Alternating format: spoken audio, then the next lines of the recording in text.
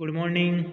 Welcome all of you. Quantum mechanics के आज का लेक्चर में टॉपिक अपना श्रोडिंगर तरंग यांत्रिकी में अपना टॉपिक रहेगा जो श्रोडिंगर की समीकरण है, टाइम डिपेंडेंट, टाइम इंडिपेंडेंट और उसकी जनरल जो प्रॉपर्टीज़ है वो आज अपन पढ़ेंगे।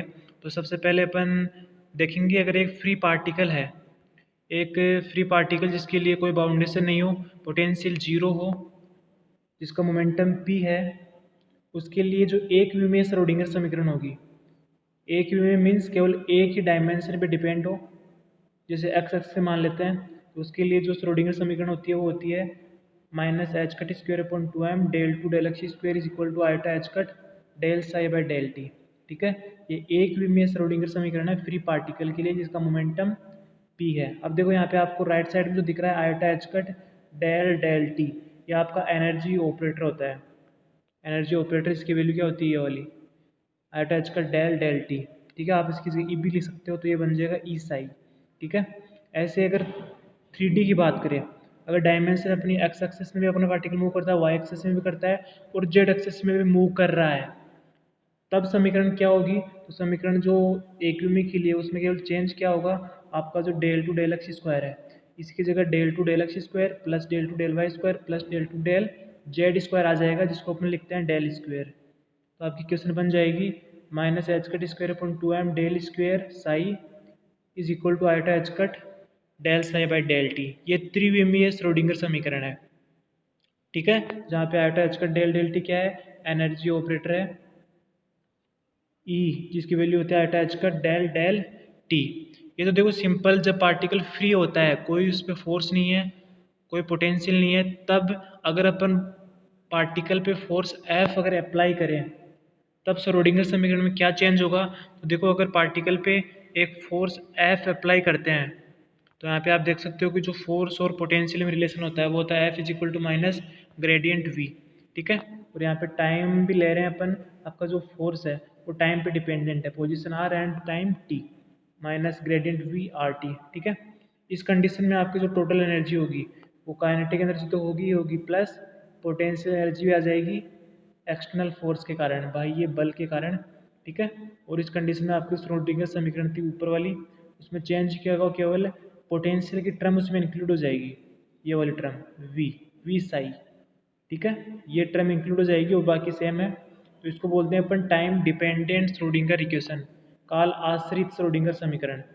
ये समय पे डिपेंड है, तो यहाँ पे जो पोटेंशियल है वो पोजीशन के साथ में टाइम पे भी डिपेंड करता है। अगर आपका पोटेंशियल केवल पोजीशन पे डिपेंड है, टाइम पे डिपेंड नहीं है, तो यहाँ से क्या हो जाएगी आपकी टाइम इंडिपेंडेंट काल अनाश्रित श्रोडिंगर समीकरण बन जाएगी, जो इक्वेशन एक आपको दिख रही है। यह आपकी काल अनाश्रित श्रोडिंगर समीकरण है, क्योंकि यहाँ पे देख सकते हो आप जो पोटेंशियल है वी आर, वो टाइम पे डिपेंड नहीं है, इस कारण इसको बोलते हैं अपन टाइम इंडिपेंडेंट श्रोडिंगर इक्वेशन। चलो, ये तो हो गई टाइम डिपेंडेंट और टाइम इंडिपेंडेंट श्रोडिंगर इक्वेशन हो गई। इसको अपन एक दूसरी फॉर्म में भी लिख सकते हैं, और वो कौन सी फॉर्म है? तो देखो, इसमें आप देख सकते हो अभी जो इक्वेशन थी आपकी, अगर इसको मैं टाइम इंडिपेंडेंट की फॉर्म में लिखूँ, minus h cut square by 2m del square psi plus V R psi is equal to iota h cut del psi by del t. ठीक है, तो यहाँ पे इसको मैं लिख सकता हूँ H psi is equal to E psi, जहाँ पे एच जो है वो है आपका minus h cut square upon 2m del square plus V r, ये आपका है kinetic energy plus potential energy, इसको बोलते हैं अपन टोटल एनर्जी ऑपरेटर। ठीक है, और जो राइट साइड में आपका ई साई, तो ई किसको लिखा, ई लिखा आयटा एच का डेल डेल टी को, तो ये एनर्जी ऑपरेटर होता है आयटा एच का डेल डेल टी। तो आपको शॉर्ट में याद रखना है H psi is equal to E Sai.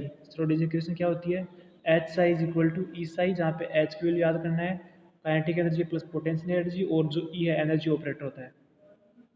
तो ये आपकी श्रोडिंगर इक्वेशन थी, टाइम डिपेंडेंट टाइम इंडिपेंडेंट।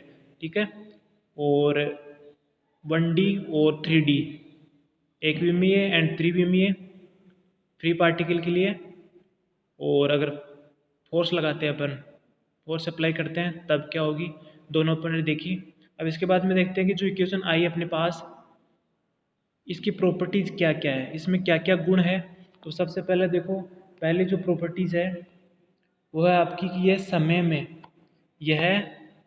समय में मतलब टाइम में प्रथम कोटि की अवकल समीकरण है। एक अवकल समीकरण है टाइम में फर्स्ट ऑर्डर की। देखो ऑर्डर कैसे देखते हैं अपन, ऑर्डर देखते हैं आपका कि उसका जो डेरिवेटिव है, अगर एक बार डेरिवेटिव है तो वो फर्स्ट ऑर्डर हो जाएगा। किसमें, टाइम में। तो ऊपर इक्वेशन देखो आप, टाइम में कितनी बार डेरिवेटिव हो रखा है यहाँ पे, del psi by del t. Time में केवल एक बार ही अवकलन है, इसका मतलब है टाइम में प्रथम कोटि का अवकल समीकरण है। बाकी पोजीशन में देखें तो पोजीशन में तो अभी आपके पास क्या आया था, del two del x square, del two del y square, del two del z square. तो पोजीशन में तो ये सेकंड ऑर्डर की डिफरेंशियल इक्वेशन है, लेकिन टाइम में फर्स्ट ऑर्डर की डिफरेंशियल इक्वेशन है। ठीक है। और जो ये आपका फंक्शन है, जो आपके समीकरण है, अगर आपको किसी टाइम t बराबर जीरो पे अगर आपको फंक्शन पता हो, जैसे साई आर जीरो है टी बराबर जीरो पे, तो किसी फ्यूचर में कोई टाइम हो आपके पास टी टाइम पे निकालना हो, तो वो साई आर टी आप निकाल सकते हो श्रोडिंगर समीकरण यूज करते हुए। ठीक है, ये इसकी प्रॉपर्टी है फर्स्ट। इसके बाद में सेकंड प्रॉपर्टी है कि जो आपकी श्रोडिंगर समीकरण है, यह साई में, साई अपन लिख रहे हैं फलन को, फलन साई में रेखीय समीकरण है, एक लीनियर इक्वेशन है। कैसे, क्योंकि आप देख सकते हो कि जो इक्वेशन है इसमें ना तो साई का स्क्वायर है कहीं पे, भाई कहीं पे साई का स्क्वायर है, स्क्वायर भी नहीं है, और इसका जो डेरिवेटिव है फर्स्ट डेरिवेटिव, उसका भी कोई स्क्वायर नहीं है, सिंपल साई है, साई की फॉर्म में है, केवल एक बार डेरिवेटिव है। ठीक है, तो यहाँ पे आप देख सकते हो, अगर साई वन और साई टू दो फलन है आपके पास में, तो आपको इस प्रकार रैखिक रूप में लिख सकते हो, constant A one psi one plus A two psi two. ये सेकेंड प्रॉपर्टी है। इसके बाद में देखते हैं अपन थर्ड प्रॉपर्टी, यह एक समांगी समीकरण है। आपकी जो श्रोडिंगर समीकरण है, ये होमोजीनियस इक्वेशन है।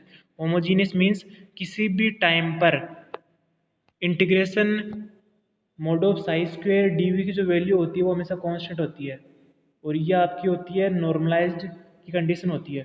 ये नॉर्मलाइज्ड की वैल्यूज़ आपकी, अगर आपको फलन को नॉर्मलाइज करना हो तो आपको ये वैल्यू निकालनी पड़ती है, और इसकी वैल्यू अगर 1 आती है तो आप बोल सकते हो कि आपका फंक्शन क्या है, नॉर्मलाइज्ड है, प्रसामान्यकृत है। ठीक है, तो किसी भी टाइम पे integration psi mod of psi square D V की वैल्यू क्या होती है, सेम होती है, इसको बोलते हैं होमोजीनियस इक्वेशन। ठीक है, इसके बाद में चौथी प्रॉपर्टी आपकी कि समतल तरंग फलन भी श्रोडिंगर समीकरण का एक संभव हल है। मीन्स एक सिंपल जो प्लेन वेव फंक्शन है वो भी श्रोडिंगर समीकरण का सॉल्यूशन है एक। अगर आप समतल तरंग फलन, बहुत सारी समतल तरंग फलन का अध्यारोपण कराती हो, और उससे क्या मिलेगा, बहुत सारी तरंग फलन आपस में मिलके एक तरंग पैकेट का निर्माण करते हैं, तो वो तरंग पैकेट भी श्रोडिंगर समीकरण से उसका सॉल्यूशन आराम से निकाल सकते हैं। ठीक है, तो ये प्रॉपर्टी थी आपकी श्रोडिंगर समीकरण की, और इसमें आपको याद रखना है H psi is equal to E psi, H की वैल्यू इक्वल याद रखना है, और टाइम डिपेंडेंट, डिपेंडेंट मतलब जो पोटेंशियल टाइम पे डिपेंड करता हो टाइम डिपेंडेंट हो जाएगा, और टाइम इंडिपेंडेंट श्रोडिंगर समय निकालना हो तो पोटेंशियल जो होगा केवल स्थिति का फंक्शन होगा। ठीक है, और एक भी में है तो मतलब एक डायरेक्शन लेना है आपको, केवल एक्स एक्स या वाई या जेड कोई सा भी ले सकते हो। थ्री डी की बात करते हैं तो उसमें आपको एक्स वाई और जेड तीनों डायरेक्शन में आपका पार्टिकल मूव कर सकता है, तो तीनों डायरेक्शन को एक ही आप अगर पैरामीटर से लिखते हो, डेल स्क्वायर से लिख सकते हो। तो ये अपना आज का टॉपिक था। Thank you.